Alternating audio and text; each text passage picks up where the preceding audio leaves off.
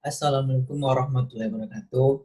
Perkenalkan, nama saya Muhammad Faiz. Saya dari kelas 1 IHMB, Prodi Hukum. Mata kuliah Pengantar Ilmu Hukum, dosen pengampu Dr. Florasius Yudi Priyo Ambroso, SH M.Hum, dan Hermin SH MKN. Di sini saya akan menjelaskan apa itu hukum. Hukum adalah suatu sistem peraturan yang diakui oleh suatu negara atau komunitas tertentu sebagai pengatur tindakan para anggotanya dan dapat ditegakkan dengan penegakan hukum. Hukum diartikan sebagai sistem aturan negara, kelompok, atau kegiatan tertentu. Hukum juga berarti aturan yang umum yang menyatakan apa yang selalu terjadi ketika ada kondisi yang sama.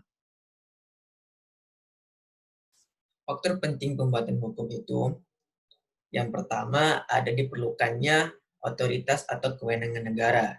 Dan yang kedua, hanya institusi tertentu yang dapat membuat hukum termasuk undang-undang.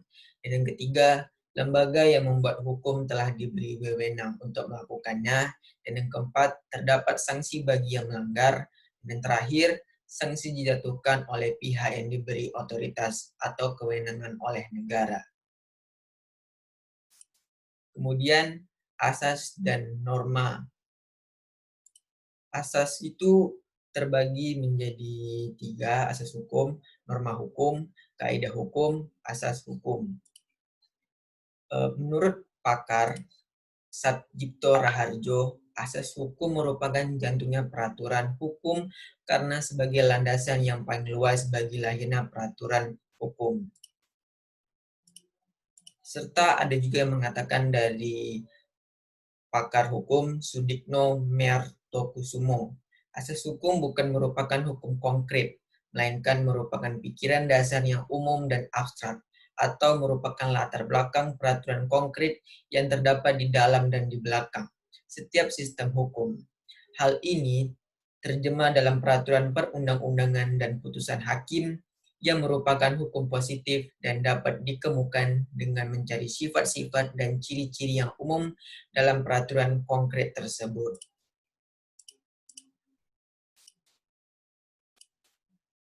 Dan setelah ada asas hukum, adanya kaidah.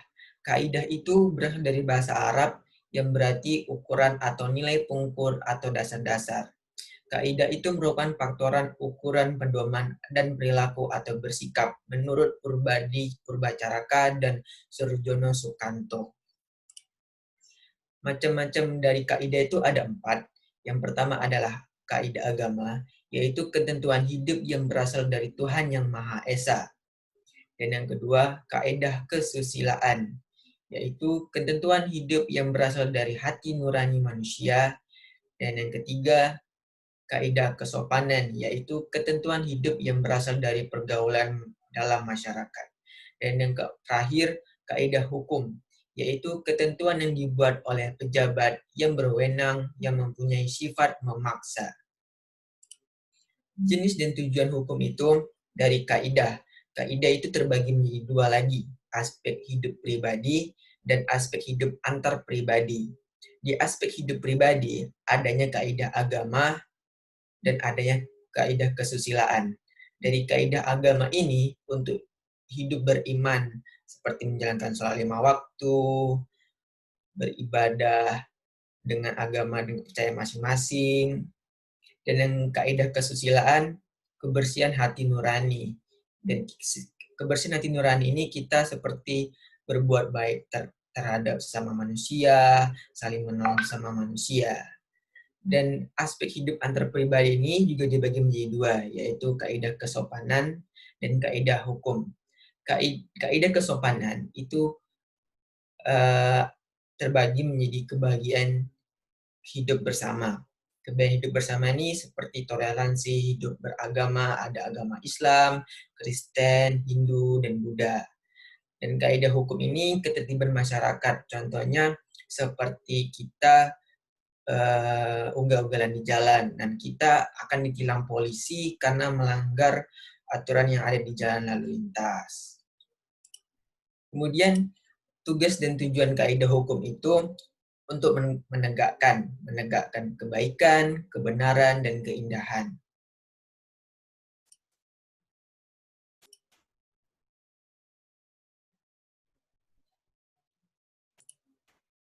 Dan yang terakhir adalah sumber hukum dan sistem hukum. Sumber hukum itu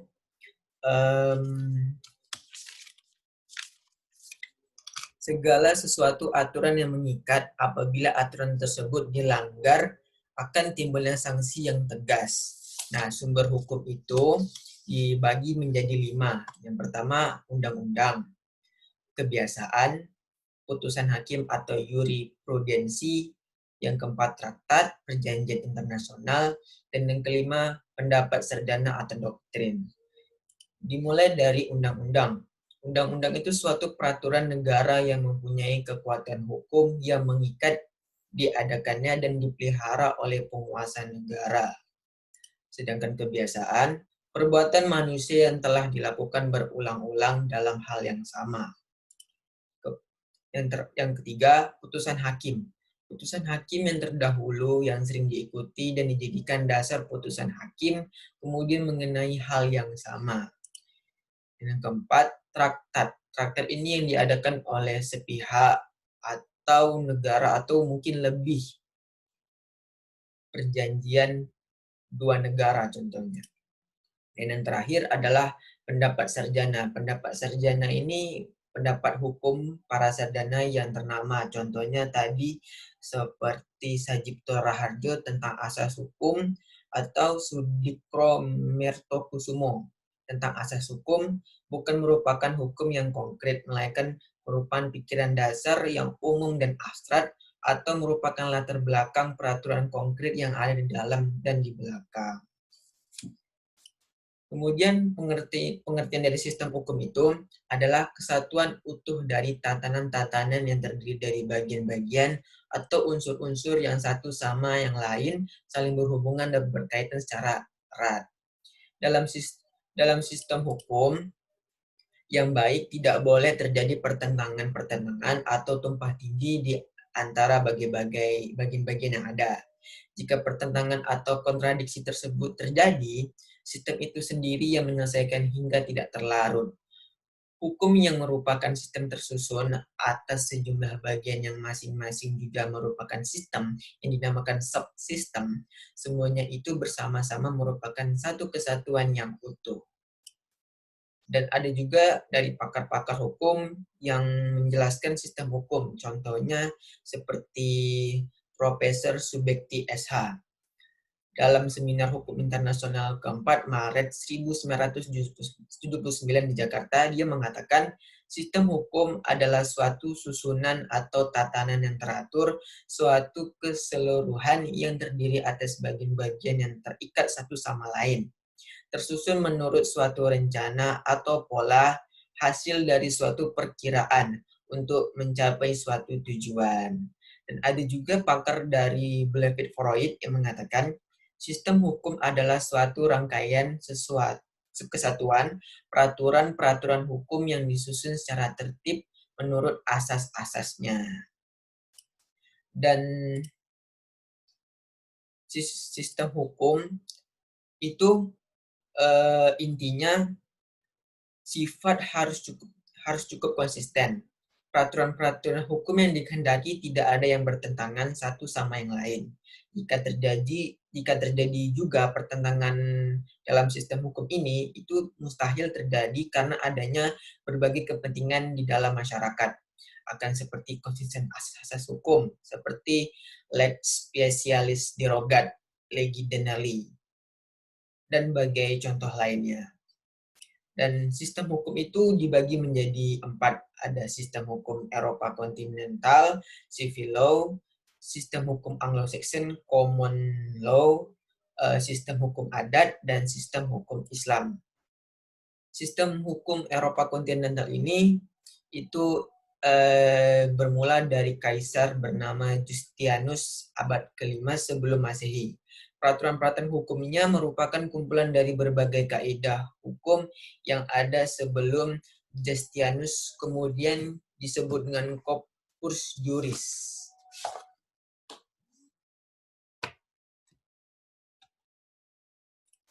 Dan sistem ekonomi Eropa kontinental ini itu tuh dibuat pertama kalinya itu di Prancis.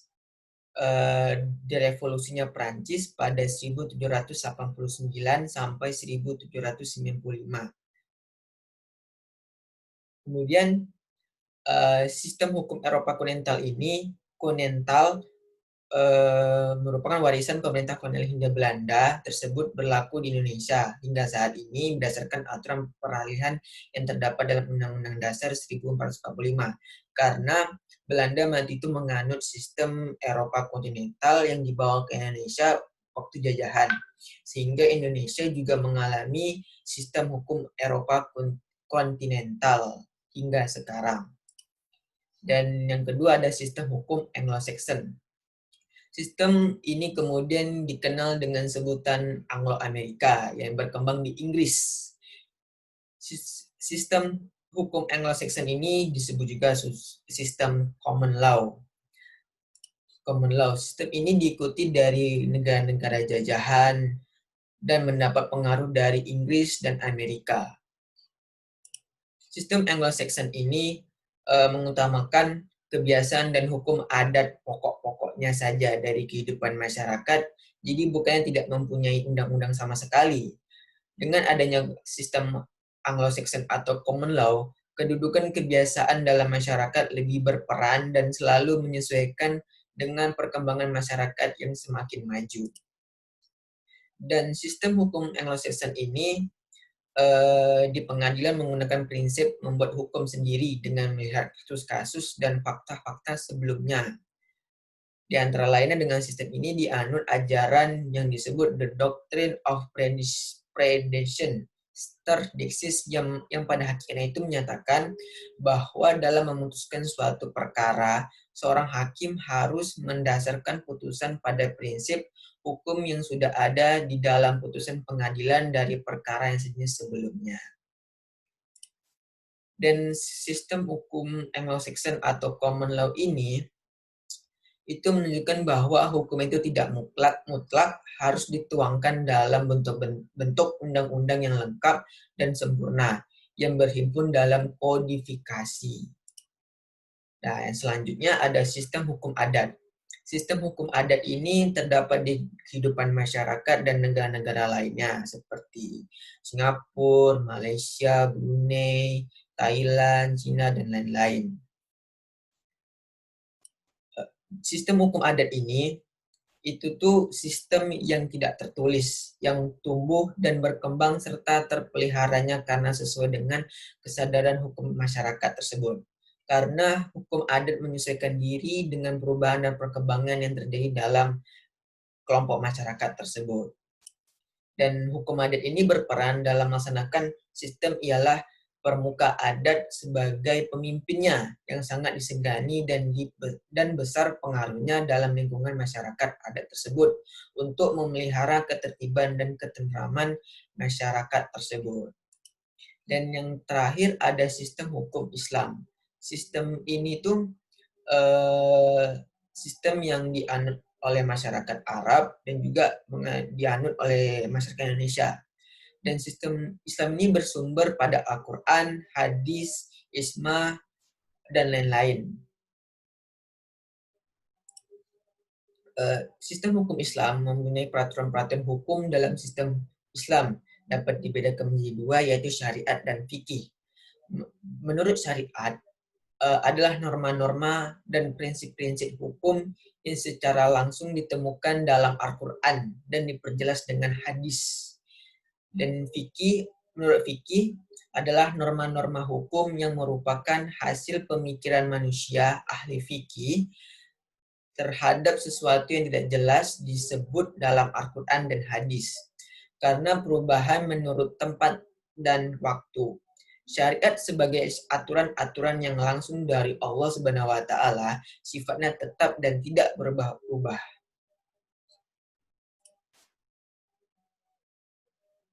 Dan Indonesia sendiri itu menganut sistem campuran dan juga sistem Eropa kontinental.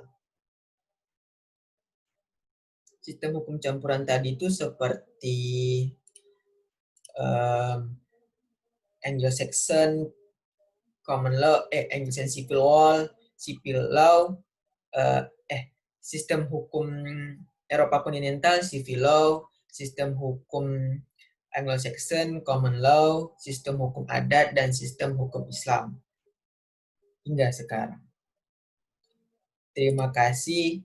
Mungkin itu saja yang bisa saya dapat sampaikan dalam mata kuliah pengantar ilmu hukum. Wassalamualaikum warahmatullahi wabarakatuh.